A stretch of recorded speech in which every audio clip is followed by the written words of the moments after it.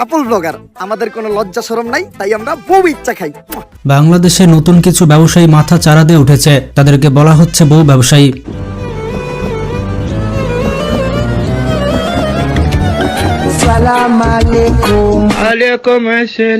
বাংলাদেশ সহ পুরো পৃথিবীতে তারা এখন সফল উদ্যোক্তা। নিজের বউয়ের শরীর এবং চেহারা দেখিয়ে তারা মাসে লক্ষ লক্ষ টাকা আয় করছে।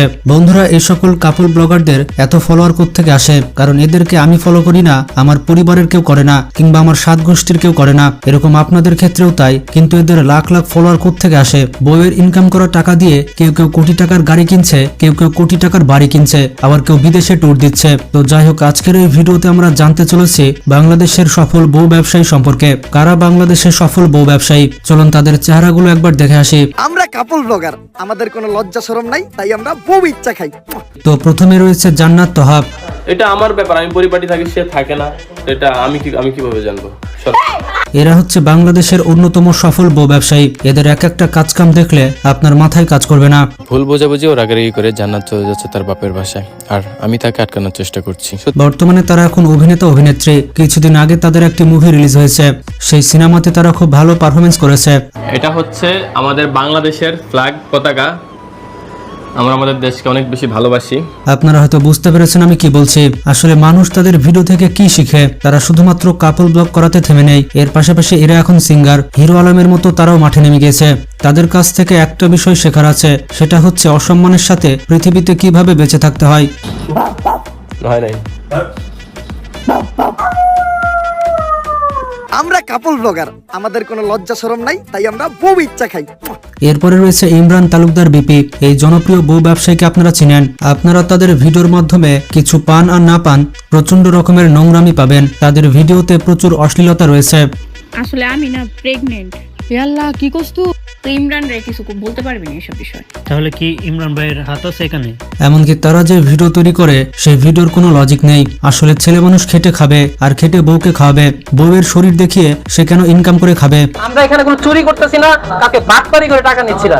সর্বপ্রথম কথা হচ্ছে কে কি বললো, এই কথা যদি শুনতাম, ঢাকা শহর বাড়িও থাকতো না, গাড়িও থাকতো না, মানে এক ধরনের গার্মেন্টস এর কর্মী হয়ে চলতে হইতো। আসলে তাদেরকে এ বিষয়ে জিজ্ঞেস করা হলে তারা বলে, সারা জীবন তো আমি দেখলাম, আমি আর কত দেখব, এলাকার মানুষের হক নেই। আপনারাই শুনুন সে বউ ব্যবসা করে প্রতি মাসে কয় টাকা ইনকাম করে।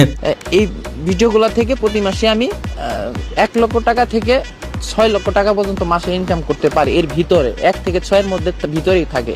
তাদের ইনকামের কথা শুনে আপনার কদম জোড়া হয়তো কাঁধে উঠে গিয়েছে। তাই এখনই কাপল ব্লগ শুরু করুন আর মান সম্মানকে কবর দিয়ে আসুন। কত টাকা? এটাতে কি করবা? কি? এটা হচ্ছে তোমার একটা সারপ্রাইজ। আমরা কাপল ব্লগার, আমাদের কোনো লজ্জা শরম নাই, তাই আমরা বউ ইচ্ছা খাই। এরপরে রয়েছে রাজা এবং আখি। বাংলাদেশের সফল বউ ব্যবসায়ীদের তালিকায় অন্যতম অবস্থানে রয়েছে রাজা এবং আখি।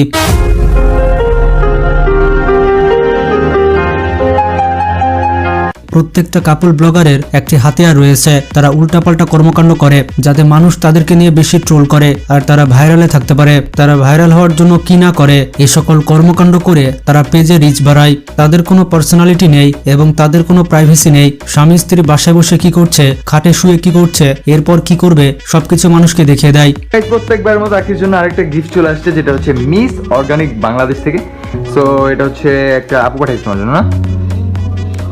এমনকি কিভাবে বাচ্চা হলো, কবে বাচ্চা হলো, এগুলো মানুষদের জানাতে হবে। মানুষ হয়তো কোনোদিন দেখেনি কিভাবে বাচ্চা হয়। মানে শুধুমাত্র ফেসবুকে আর ইউটিউবে কমিউনিটি গাইডলাইনের জন্য তারা ওই সকল ভিডিও করতে পারে না। যদি কমিউনিটি গাইডলাইন না থাকতো তাহলে তারা সেই সকল ভিডিওগুলো করে ইউটিউব আর ফেসবুকে ছাড়তো। তাদের শুধুমাত্র টাকা চাই, পৃথিবীতে আর কিছু চায় না। যেমনটা আপনারা জানেন না তাই জানাই দিতেছি, আজকে হলো মিনি হাতির ভাই কেলটু রাসেলের জন্মদিন। এর লেগে আখি আর আমি বেড়ায় বললাম গিফট কিনতে যাবো দীক্ষা। তো ঘর থেকে বেড়ায় গেলাম, আর আমার মাথায় ঢুকে না এদের ফ্যামিলি মেম্বার কেউ নেই, তাদেরকে মানা করার মতো কাউকে দেখতে পায় না। আর তাদের পরিবারের লোকজন কি তাদের ভিডিওগুলো দেখতে পায় না, নাকি সবগুলো চশমা পড়ে থাকে? আসসালামু আলাইকুম, সবাই কেমন আছেন? আশা করি ভালো আছেন। তো আজকে কিন্তু কই যেতেছে, আজকে যাইতেছে আমার কলজার টুকটাটারে ইনজেকশন দিতে, মানে টিকা দিতে। তো যাই হোক, ওর মাই কিন্তু ড্যাং ড্যাং করে পুরো রেডি হয়ে যাইতেছে। আমরা কাপল ব্লগার, আমাদের কোনো লজ্জা শরম নাই, তাই আমরা বউ ইচ্ছা খাই।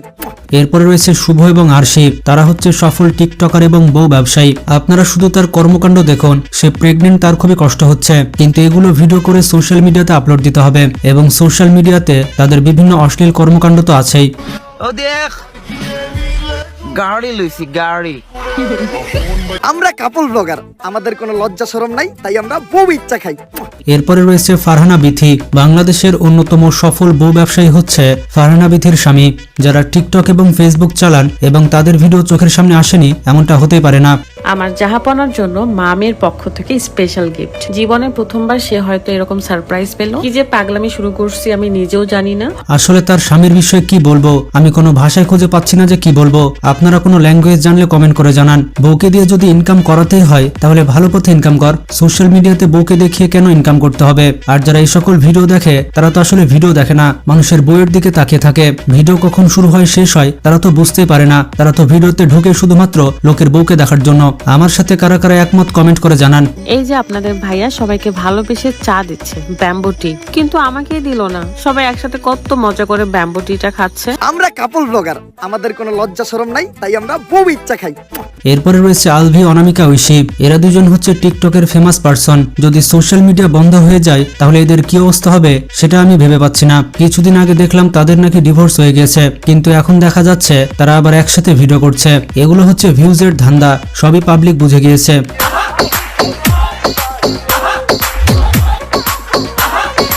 আমরা কাপল ব্লগার, আমাদের কোনো লজ্জা শরম নাই, তাই আমরা বউ ইচ্ছা খাই। এরপরে রয়েছে লাভ বার্ডস বউ ব্যবসায়ী। আসলে তাদের নামগুলো আমি ভালো মতো জানতে পারিনি, আপনারা কেউ জেনে থাকলে কমেন্ট করে জানান। তারা নাকি নিজেদেরকে ইনফ্লুয়েন্সার হিসেবে দাবি করে। বেডা মানে কিপটা, বেডা মানে ঝগড়াটা, বেডা মানে হিংসুটা, আর আমরা মেয়েরা একদম বালা মানুষ। কিন্তু প্রশ্নটি হচ্ছে তাদের কাছ থেকে মানুষ কি ইনফ্লুয়েন্স শিখবে, মানে কি ভালো শেখার আছে?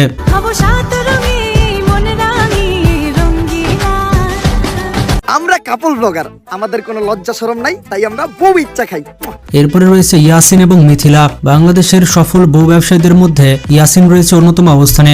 আপনারাই তাদের ভিডিও দেখুন এবং সুন্দর করে কমেন্ট করে ফেলুন।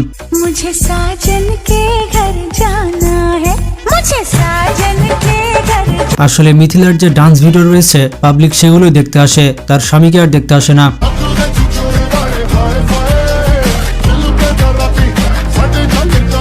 আমরা কাপল ব্লগার, আমাদের কোনো লজ্জা শরম নাই, তাই আমরা বউ ইচ্ছা খাই।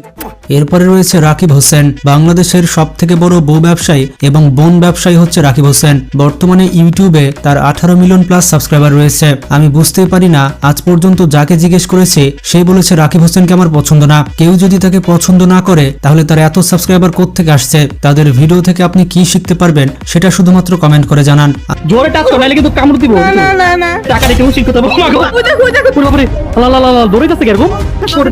আমার তো মনে হয় না এমন মানুষ খুঁজে পাওয়া যাবে যে রাকিব হোসেনের পুরো একটি ব্লগ দেখেছে, কোন রকম কাটছাট। আমার জামার যে কয়দিন পর পর কি ভূতে ধরে আল্লাহ জানে, একবার আকাশে নিয়ে যায়, একবার পানি নিচে নিয়ে যায়। আমরা কাপল ব্লগার, আমাদের কোনো লজ্জা শরম নাই, তাই আমরা বউ ইচ্ছা খাই।